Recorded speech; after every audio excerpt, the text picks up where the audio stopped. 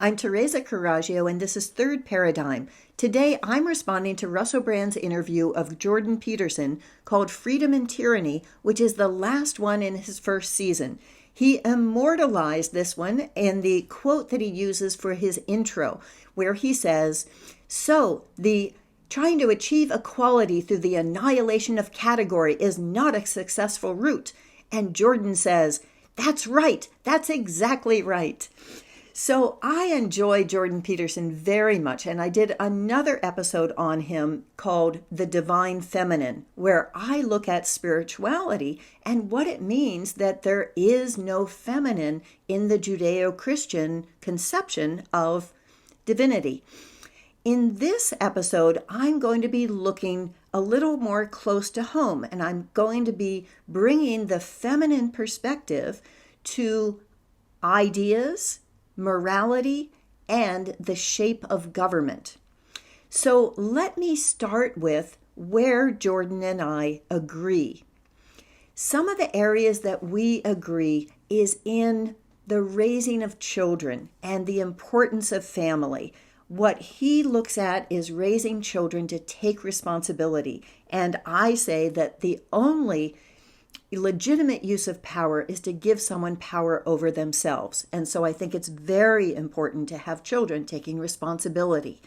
He also looks at men and women being fundamentally different. And so that's where I think that we completely agree, and why this perspective is so necessary, because I'm bringing a completely different point of view than Jordan would be bringing as a man. My perspective is always, what I try to have, is the perspective of a mother. So I love it that with Jordan, you can disagree on ideas and share a common purpose. And I think that the purpose that we share is looking at how do we make this meaningful, this life meaningful for both men and women. And I think that recognizing that men are not doing well in this system is very important. I don't believe that men are privileged. I don't think that our system gives them power. I think it uses them up and it spits them out. Men, I believe, are perhaps even more encumbered and oppressed by this system. If you were to look at the rates of suicide, the rates of depression, those all pan out in that direction. Women are given options for finding meaning in life through family that are not available to men. I had a friend, Tom Simon, who I knew when we were both in our 20s. And I remember where I live, you have to drive this tortuous hill in order to get to Silicon Valley. And so he worked over there. And I remember him talking about how he'd have to adjust the mirror on the way back because he would be so beaten down by the day's work. And that finally he decided to leave the corporate world and to fix up houses. And he ended up moving to Humboldt, where my daughter ended up going to college, and they became good friends. And I think Tom Simon was one of the most generous, thoughtful, considerate people I have ever known, and was always helpful, was someone who wanted to give his skills away. He would play Scrabble with little old ladies and clean their gutters and do those things that they couldn't do for themselves, and was just a general person who should have been a treasure to his community. So Tom lived frugally on what he had saved for a very long time, and then in his 60s decided that he didn't want to be a burden to society and took his own life. He did it the same way that he did everything, leaving a note on the door saying, "Don't go in, call the police," leaving his truck to a neighbor who needed a car. That's the impact that I believe our system is having on men, that it is leaving them with no role that they can play in society that is able to contribute at a day-to-day level and not feel like they are precarious. So I want to look at where Jordan and I diverge, which you would expect, because as a woman, I'm going to have a different perspective than he does. But I think that we need to look at ideas and whether ideas have hierarchy. Jordan talks about hierarchy being a natural thing, that you would say that flute playing was something that some were better than others. I think that's a little bit of a false comparison, because while flute playing is better or worse, it doesn't make flute players better or worse people. And so when I look at equality, I'm very careful to make sure that I'm saying that I think people are morally equal, not equal necessarily in any other way. Of course not. But morally, all people are born morally equal, and therefore the circumstances of their lives determine which way they go. And since that is not something that's under their control, I think they always remain morally equal. So if we look at a hierarchy of ideas, how do we measure what ideas are better or worse? I think we have to look at what ideas match reality. And by matching reality, I think are backed by facts, by logic, and that also have that resonance that the truth has. When something makes sense of something, you have that epiphany that just is that joy of saying, yes, that's right. As Jordan says to Russell, yes, that's exactly right. The truth has that resonance. That's an intuition.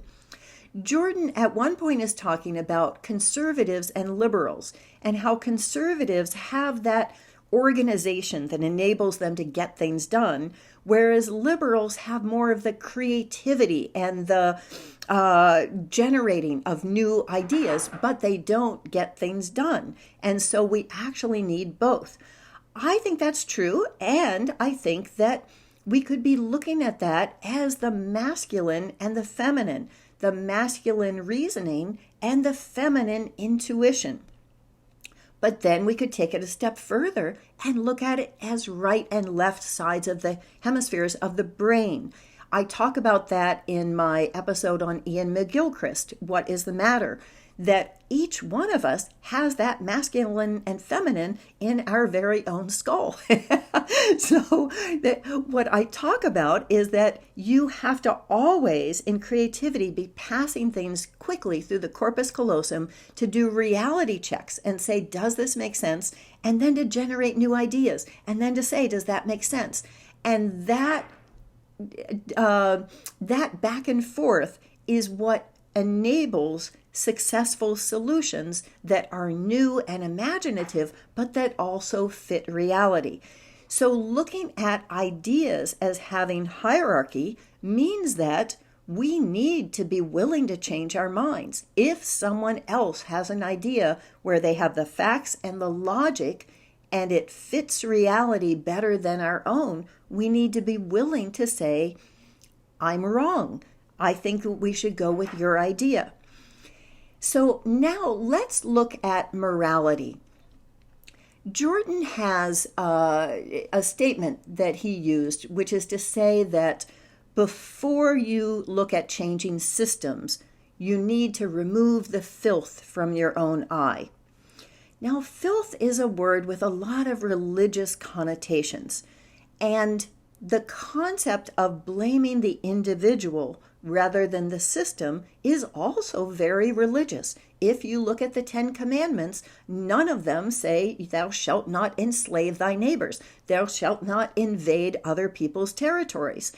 So the 10 Commandments has taken something and made it where if you are not living up, if you are, as Jordan defines sin, missing the mark, that's your fault. That's not society's fault. At one point, Russell has talked about that experiment called Rat Park, in which rats are put in a very sterile maze and then given drugs, and they choose the drugs. But when rats are put in a very rich environment with other rats and toys and fun things to eat and do, they don't bother at all with the drugs. And so to say that you shouldn't criticize the system until you have ennobled yourself and perfected yourself is sort of like saying that the rats should not complain about those sadistic experimenters who have put them in solitary housing confinement. So we can and should be looking at the systems and not blaming addictions on what we are left with when we've been deprived of everything else. Now, Jordan also talks about the different deadly sins. And for instance, he says that lust, he thinks, is not really a deadly sin. It just needs to be directed towards your marriage.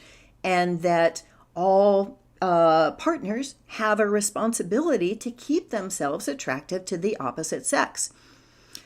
I think that's spoken like a true man. I think when we're talking about keeping oneself attractive, we're talking about women. And when we're talking about bringing lust into the marriage, we're talking about men. Now, I think that anytime a woman gives her body to a man, she is, or to anyone, she is giving a gift. It is always a gift. It is never an obligation. And as the mother of 3 daughters, I don't think any of us have a fucking obligation to keep ourselves attractive to the opposite sex. If we are attractive, it is for our own amusement. So when Jordan looks at that as being a way of channeling lust, I would actually say the opposite. I think that that is something that involves your expectations with another person. Whereas if someone's looking at online porn, for instance, they're not hurting anyone but themselves. And so anytime that we're hurting only ourselves, I don't think that that's a sin. I think that that's just self-negation. I think that's something that we're doing that is not empowering ourselves, but I don't think it's hurting anyone else.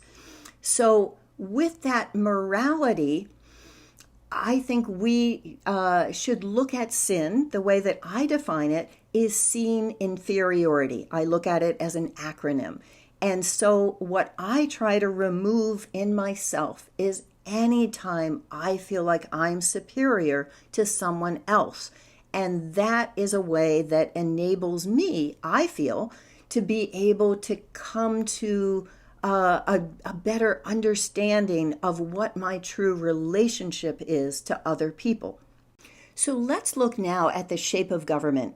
At some point, Jordan talks about how he feels that hierarchy is a natural thing, that is an order that just emerges in nature, but that shouldn't be dynasties, that we shouldn't have things like the Bushes and the Clintons who then have the ability to rule, that instead we should have a symbolic form of government in which we have perhaps kings, and that they take care of that need for the symbolic and then leave the others to govern by a hierarchy of competence. I think anytime you look at a symbol, you have to say, what is it a symbol for? And I think that the king is certainly a symbol of the patriarchy. So patriarchy and hierarchy are synonymous. In my book, How to Dismantle an Empire, I go into great depth about the archons who were the rulers in Greece, the ones who owned all the land. And the inheritance order of the archons was the hierarchy.